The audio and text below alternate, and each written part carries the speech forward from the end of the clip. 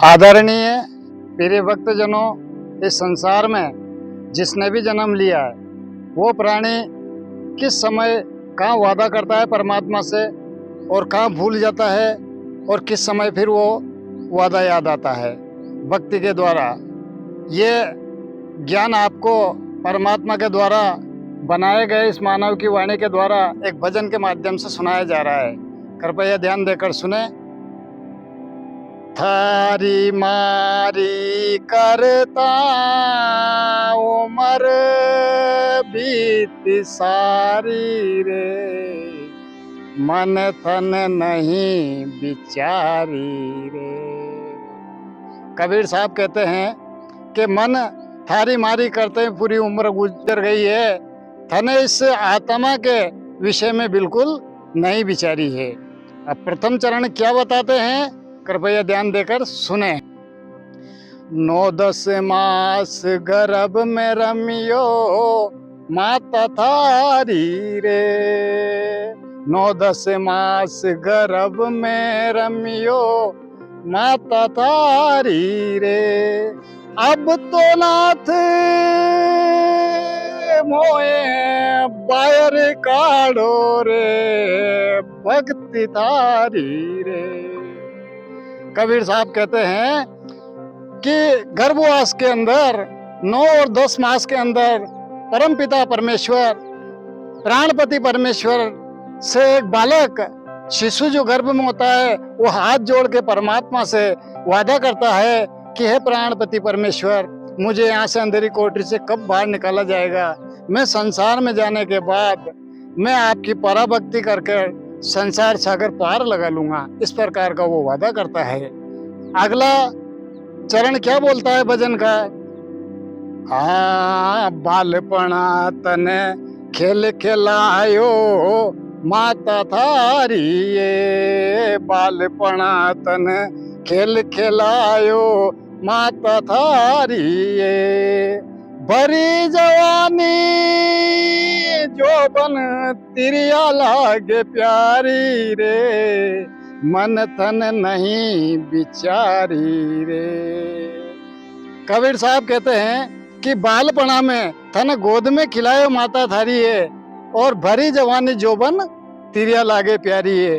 जब इंसान की शादी हो जाती है तो 4 दिन की चांदनी, उसके अंदर सब कुछ भूल जाता है। परमात्मा का वादा जो किया था उसको भूल जाता है और वो भक्ति नहीं करता है। यहाँ ये भूल इंसान की हो जाती है। अगला चरण क्या कहता है। अब तो मन माया में लाग्यो ओ कर सवाई रे, अब तो मन माया में लाग्यो कर सवाई रे। कोड़ी कोड़ी कारण लाख उधारी रे, मन तन नहीं बिचारी रे। कबीर साहब कहते हैं कि जब शादी हो जाती है, बच्चे हो जाते हैं, उस समय मन ये कहता है कि अब तो मन माया में लाग्यो, पैसा कौड़ी के चक्कर में लाग्यो, क्योंकि बच्चे बीवी हो गए, उनकी पढ़ाई लिखाई, उनकी शादी का सांसा लगने लग जाता है, तो पैसा के चक्कर में अब मन माया में लाग्यो। कोड़ी कोड़ी कारण लाख उधारी, रात और दिन एक कर दिया, लेकिन परमात्मा की भक्ति उसे याद नहीं आती है। तो बंधुओं ध्यान देकर सुने। अगला चरण क्या कहता है। हाँ, बूढ़ो भयो जब केवण लागी, जब लकड़ी हाथ में आ जाती है ना, उस समय की बात है। बूढ़ो भयो जब केवण लाग्यो या घर किनारी रे, बूढ़ो भयो जब केवण लागी या घर किनारी रे। अब तो नाथ मोए पार उतारो रे, भक्ति थारी रे।